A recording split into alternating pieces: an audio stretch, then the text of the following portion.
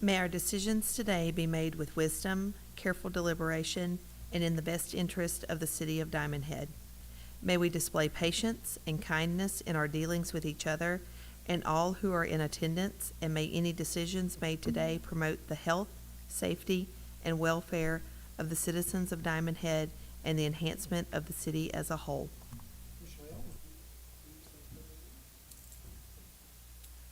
Pledge allegiance to the flag of the United States of America and to the republic which stands one nation under God, indivisible, with liberty and justice for all.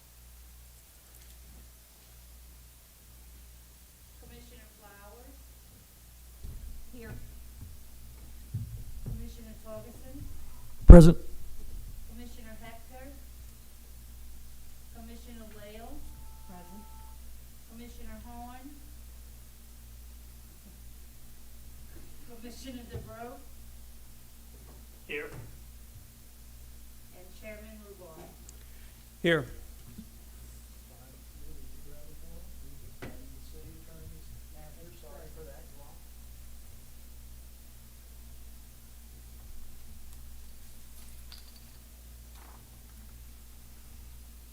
Okay.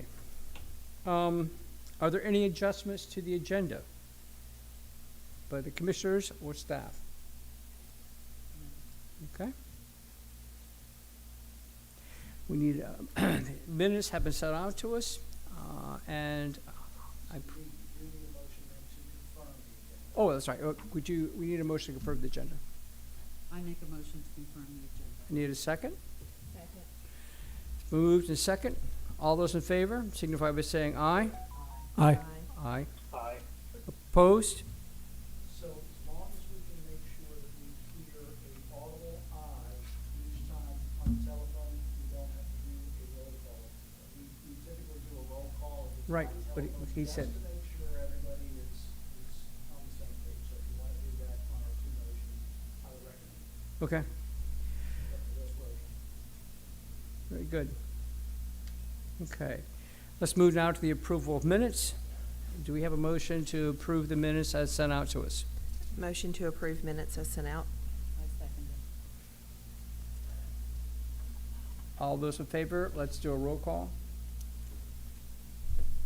Commissioner Rubar, Aye.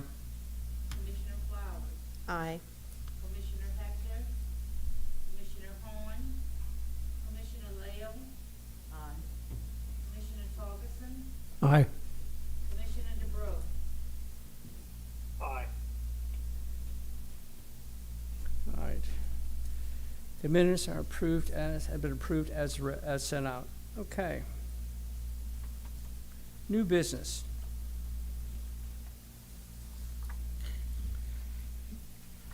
The first item, third item on the agenda, the first action item is from the staff with a recommendation to change the ordinances. The city of Diamondhead, represented by Ronald Jones, a building official, has filed an application requesting a text amendment to eliminate coastal zone AE zones from the flood damage prevention ordinance, ordinance 2012-006.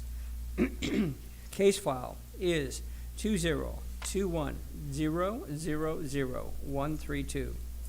The proposed text amendments would remove coastal AE zone from Chapter 14, Flood Damage Prevention.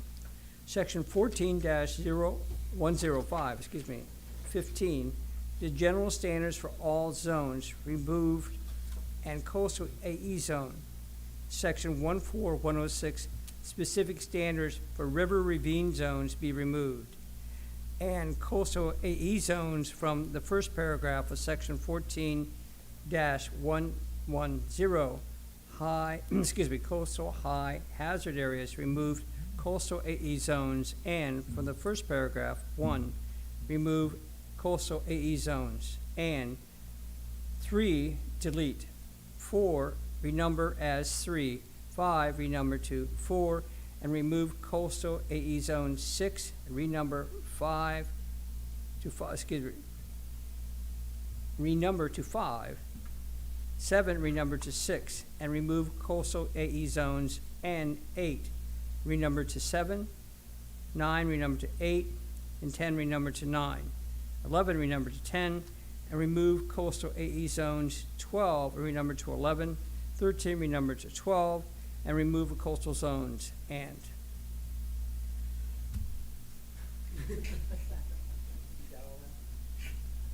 Any questions? I'd like to hear, we'd like to entertain the information and report from the staff. Mr. Jones? Thank you, Commissioners. If you look to my left, your right, that's the floodplain map for the city of Diamond Head.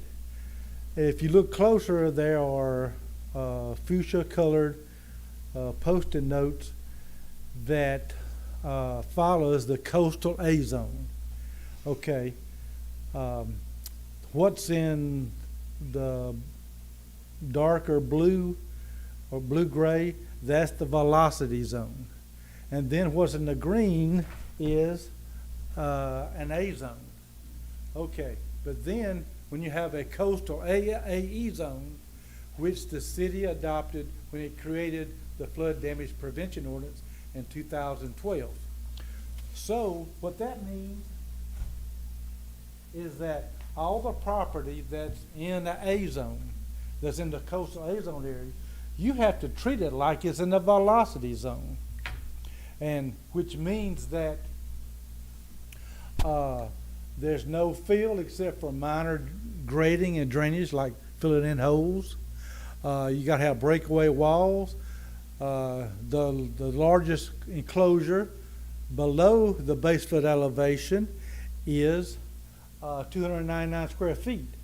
In a velocity zone, your base flood elevation starts at the lowest horizontal structural member, not where you put your feet. So in an A zone, in a typical AE zone, your base flood elevation is where you walk on the floor of your house. And so, so those are the restrictions. You have to treat it just like it's a velocity zone. You got to have engineered foundations too. And so why are we doing this? Okay. If you think back, we have eliminated the freeboard requirement. It was 18 inches. And within the past year, that has been done. And so this is our next effort, is try to eliminate more restrictions on, particularly south of the interstate, to encourage development. And let me say this, that this coastal AE zone is lagniappe, so to speak. We can still be in the regular program of the National Flood Insurance Program and not have a coastal AE zone. And so this is like freeboard. That's a lagniappe that we can put in to our ordinance. Yes, and you can get some benefits, but it's not part of the minimum requirement to be in the National Flood Insurance Program. So that's our whole intent, is to try to make it more conducive where that individuals will consider building on the south side. Any questions or comments? Hey, Ron, also, will it help people that are in the AE zone also? And we do have a lot of houses on north of the interstate. Yes, that's true. If you look at the Jordan River on the left, you'll see that the fuchsia color going north in a north-south direction, and so really the property to the west of that line are really just wetlands, and it's not really developable. But it will primarily, it will most help the south side. Yeah, and so I think this is a good thing if the commissioners would consider it. And so, of course, I recommend to approve you do this. Thank you. Okay. Do we have a motion from the commissioners to move that we accept the staff report as written and presented? I motion we accept.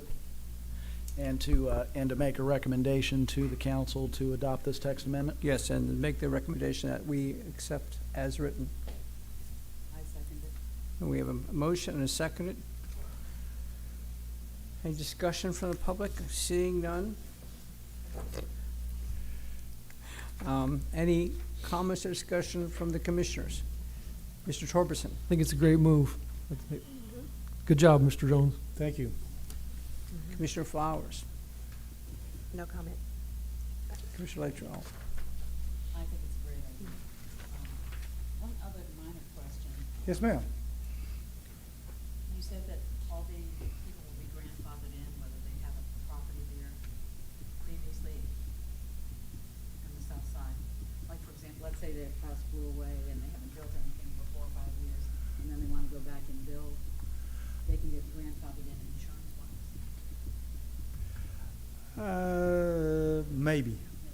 Maybe. Let's see, as long as there's not a renewal of the map or have a remapping, they'll be grandfathered in. In other words, like, if they're at AE 19 now, they will still be at AE 19. And so, except that they won't have where they walk. No, they'll actually be lower, not higher, because of we're eliminating the lowest horizontal structural member, and so that could be a savings. Commissioner DeBro, do you have any questions or comments? No, none. Okay, thank you. All right, any other comments or questions? Okay.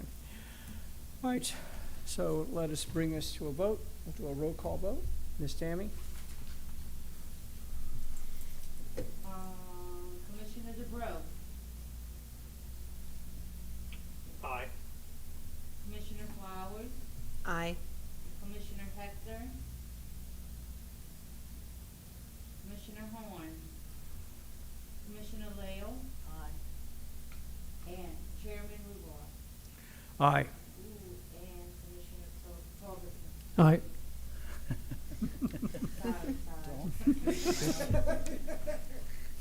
Just don't call me late for dinner. You'll be all right. So the motion is passed. Thank you so much. Okay.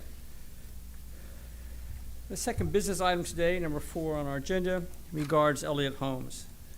LLC has filed an application requesting a variance from the zoning ordinance, Article 4.6.5, to construct a residence on the corner lot with a front yard setback of 17.1 inches from the south property line. The variance requested is 2.9 feet. The property is located at 9846, how do we say that? Kamuki Court. The tax parcel is 067H2-25-219.000. The legal description is Diamondhead Subdivision, Phase 2, Unit 7, Block 6, Lot 49. The property is located in R2 zoning district, and the front yard setback is 20 feet from the property line. The case number is 202-100077. And now we'll hear the recommendations from staff. Mr. Jones? Thank you.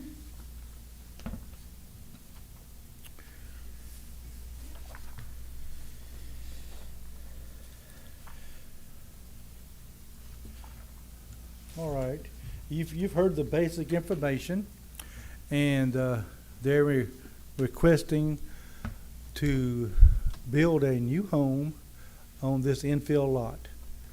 Now, as you well know, there's 20 feet setbacks on both streets. Okay, and there's a purpose for that. So it is a corner lot. It is a corner lot. Yes, definitely a corner lot. So there's a purpose for that.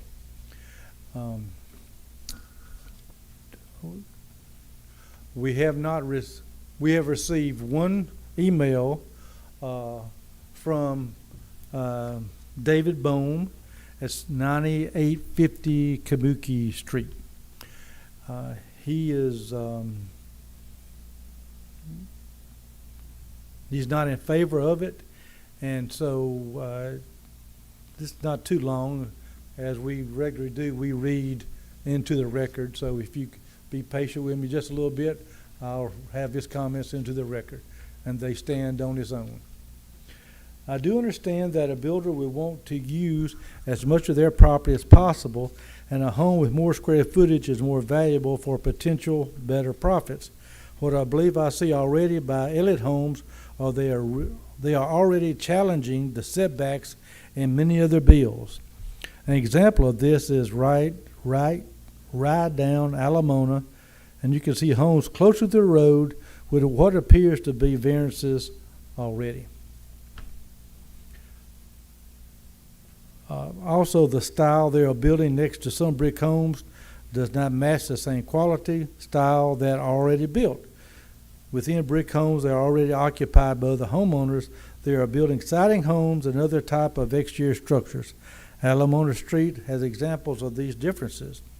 Please advise them to be more sensitive to property values of the existing homeowners as they decide the type, style of home and elevation they are proposing to build in that area.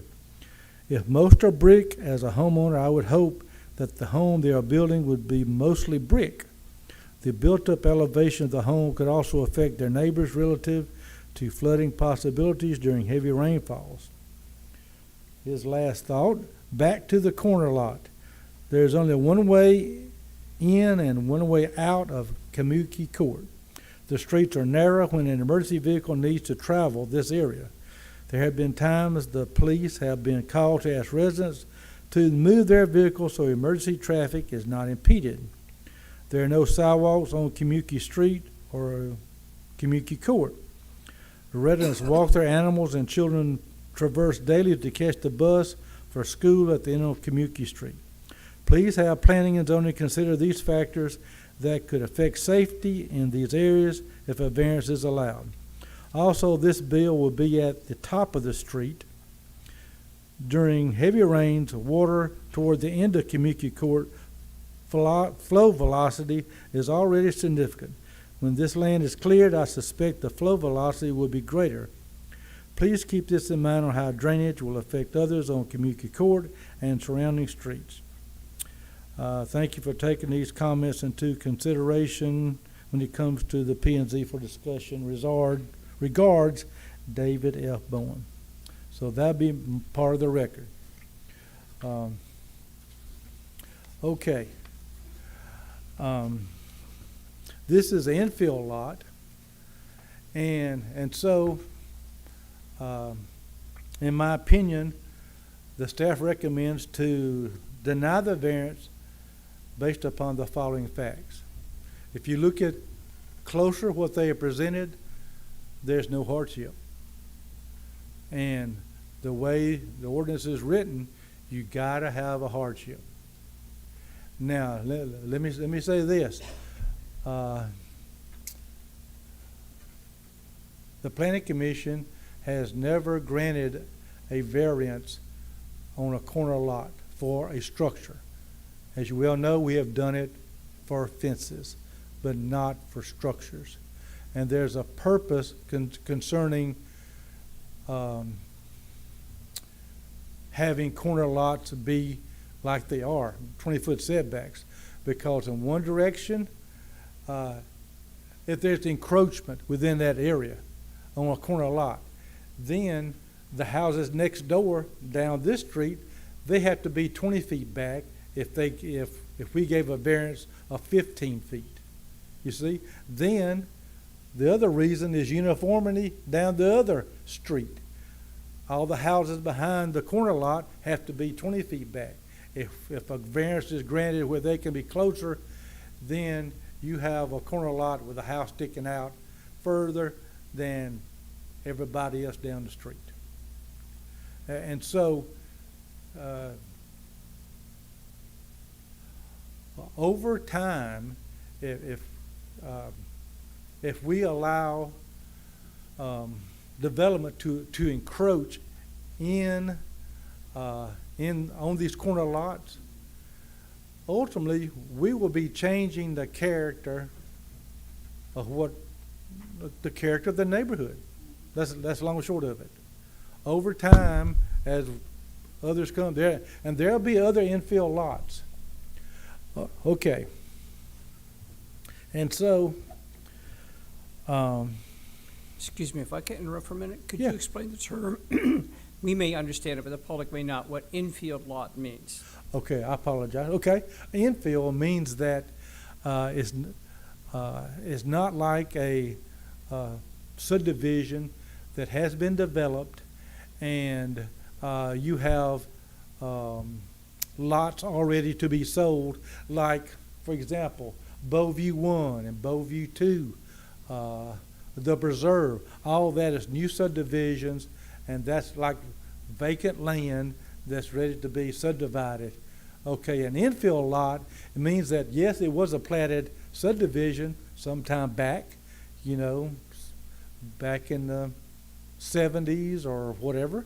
Okay, and so what has happened, people have built in that area, but then over time, there might be a lot in the middle of a developed street. In other words, like the street has been fully developed except for that one little lot in the middle of the street. So in other words, that means it's infill. It's got development all around it. You see? Okay. And so with infill lots, yes, you could have some smaller lots, but then they're grandfathered. If by some reason they don't meet the minimum requirement in the R2 zoning district of 6,000 square feet. Now let me say, in this area, you just got to have a minimum of 1,000 square foot heating and cooled area. And so typically the My Cottage lots are around 1,300 square feet.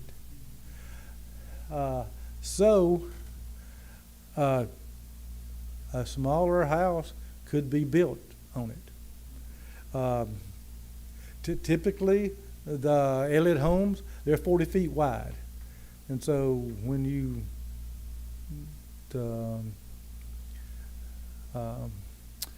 try to put it on a smaller lot, you need some, you don't have enough room.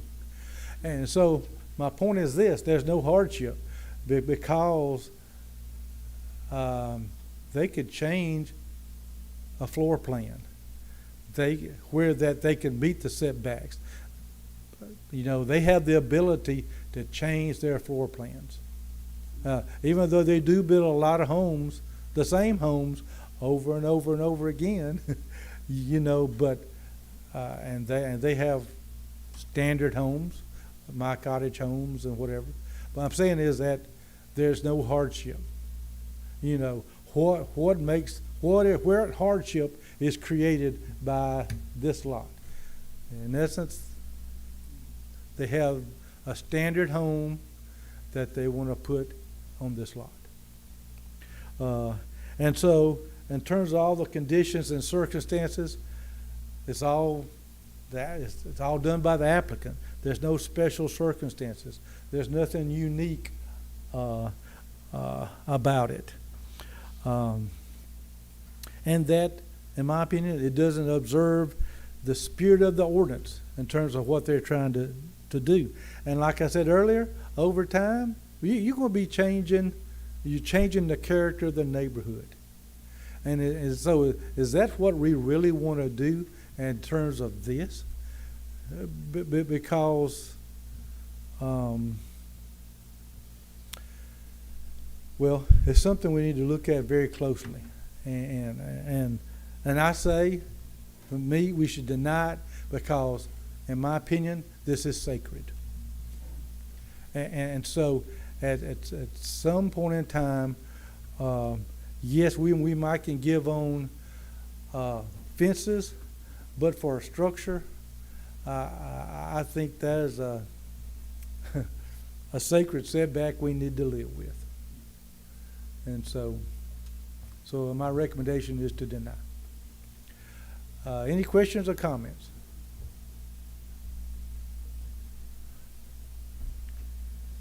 Okay, we need a motion to accept the staff's report to deny this request. Do we have a motion? I make a motion to accept the staff's report to deny. The request put in by Elliott Holmes. Yes. Do I have a second? Second. We have a second. Okay. Is there any public comment?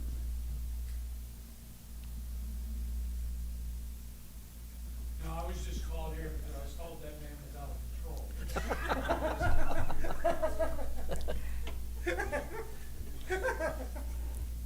Thank you, sir. Thank you, Captain. They did want the record to reflect. Yes. There comes a time.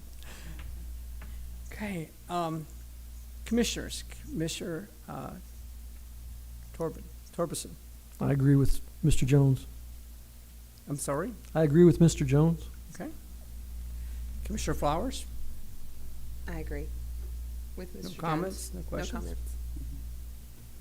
I agree. No Leo? comments. Okay,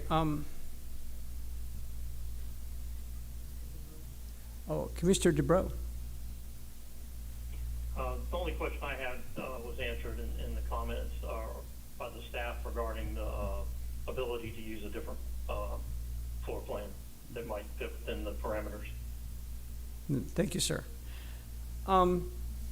Just a couple of quick comments rather than questions. I think the advice of the staff is well taken by the commissioners that we want to preserve the nature of the city of Diamondhead and the 20-foot setbacks. And also the fact that while the floor plan of the proposed home as it now stands is basically the same model they reproduce, is 40 foot wide, I believe, and that could be altered by the developer, and it really is in their ability to achieve this. So I don't think we as commissioners see a hardship on the developer to develop a smaller cottage or design that would fit the lot in this instance. And I think it's very important to the commissioners, I believe. I can only speak for myself, but the actual nature of the city of Diamondhead is to have one of where there's a 20-foot setback universally enforced throughout the city. It adds to the appearance as well as the safety as far as traffic concerns or et cetera, as well as when we're dealing with fire prevention, et cetera. All of those things, safety issues are appropriate here. So that said, any other comments? Okay. Having no other comments, we'll call this to a roll call vote. Ms. Tammy? Commissioner DeBro, I vote to deny the petition. So it would be an aye. Aye. Aye. Okay. Commissioner Ferguson, Aye. Commissioner Flowers, Aye. Commissioner Lael, Aye. Commissioner Horn, Commissioner Hector, and Chairman Rubar. Aye. And the motion has passed, denying Elliott Holmes' petition for a variance. Is there any unfinished business before the commission? Okay, seeing or hearing none, are there any open comments from the public? Seeing and hearing no comments from the public. The announcements, the next city council meeting is June 1st, 2021. The next Planning and Zoning Commission meeting will be June 29th. Okay, anything else? Do we have, for next month, do we have anything on the agenda? Yes, we will have 3 variance requests, and also we will have, for your action, the comprehensive plan. Oh, my goodness. Okay, and will the designers of the comprehensive plan, the people who designed it for us be here for questions? Okay. Okay, all right. Okay, legal counsel says that they will be here. So, That's my understanding. I'll confirm if Okay. if that is not true, I'll send you all a correction. okay, fair enough. Yes, Mr. Jones? The comprehensive plan is out there. I believe the draft that you'll be considering is on our website. However, I do want to get a PDF and send that to every commissioner for that. Yeah, that would be great, yeah. Okay, it's a little bit of reading. It's a little bit of reading, yes. Yeah. Okay, and these are all part of the the photographs to our left, those blow-ups, that's all part of the presentation? Some of them, yes. Some of them will be. This is kind of the general framework for the Diamondhead 2040 project and the updating of the comprehensive plan. It will not have some of the details with respect to any rezoning that's going to be proposed or anything like that, but that'll be the next step after that Okay. for us to be working on. But this will be the comprehensive plan. It is rather lengthy. It's rather detailed. You all should have a copy of the initial comprehensive plan that the city adopted when we were first founded. Take a look at that as well and compare the documents. You'll see that this has got, a lot of the same themes for the history and the direction of the city, but with the new downtown center and those types of things, we've got a new direction for the city that the council and building official and we're very excited about. So take a look at it. Okay, well, we'll look forward to hearing from the consultants then next month. Okay, and thank you, Mr. Jones, for agreeing to send those out to us. I appreciate that. Okay, that being all of the business and seeing no other business, do I have a motion to adjourn? Motion to adjourn. I second it. So motion's been made and seconded. All those in favor signal by saying aye. Aye.